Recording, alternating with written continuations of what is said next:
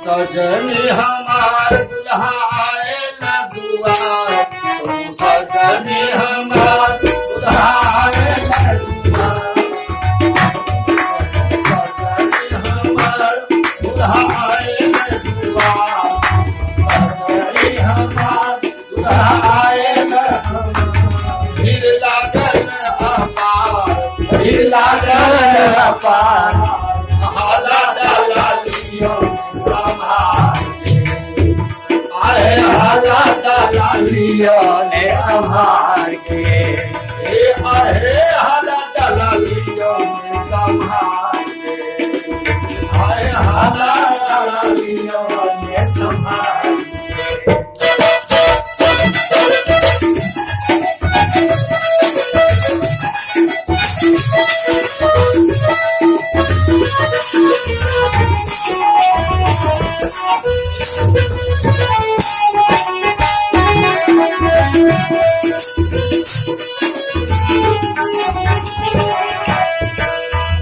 सखी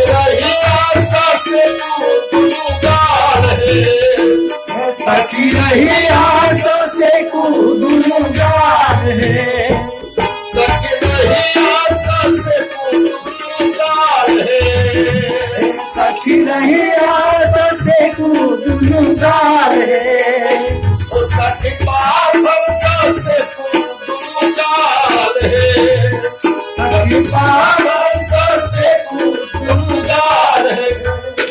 दिया गाल से कवाई कभी गाल में बजा, दिया गाल से कवाई कभी गाल में बजा, बहुत सब सलजा, बहुत सब सलजा, ये हसिया ससुराल, ये बहुत ये हसिया ससुराल।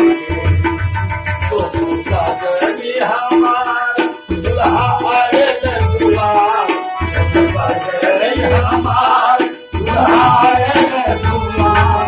भीड़ लागल अपार, हाला डाला लियो संभाल के, आहे हाला डाला लियो ने संभाल के।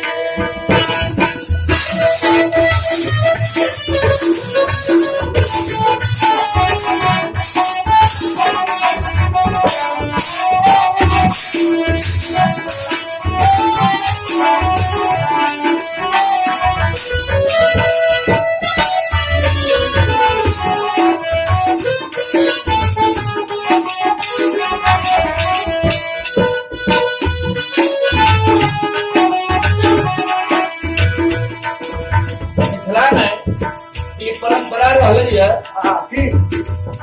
दुल्हा के परीक्षण के मतलब भेले परीक्षण, इनका परीक्षा ले जाइए। पहली परीक्षा परीक्षण काल में इनका पान खुआल जाइए।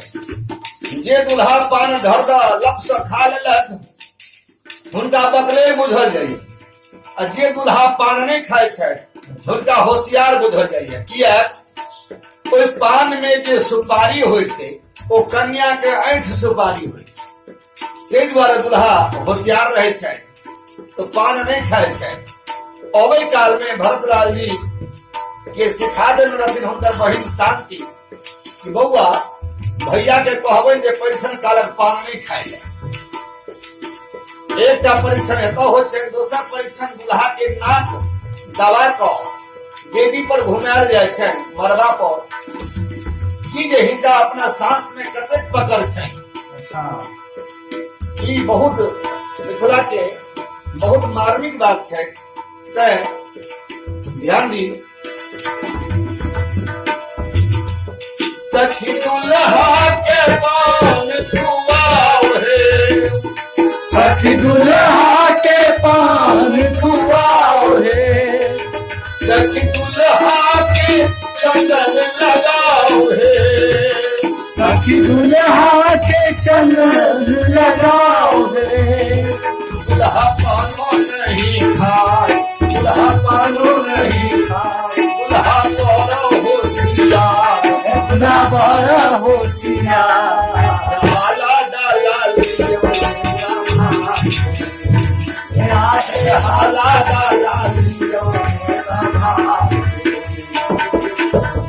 सजनी हमार दुल्हायल दुआर सजनी हमार दुल्हायल दुआर हिजरा कल आपार हाला डाला लियो संभाल आए हाला डाला लियो ने संभाल के आए हाला डाला लियो ने संभाल के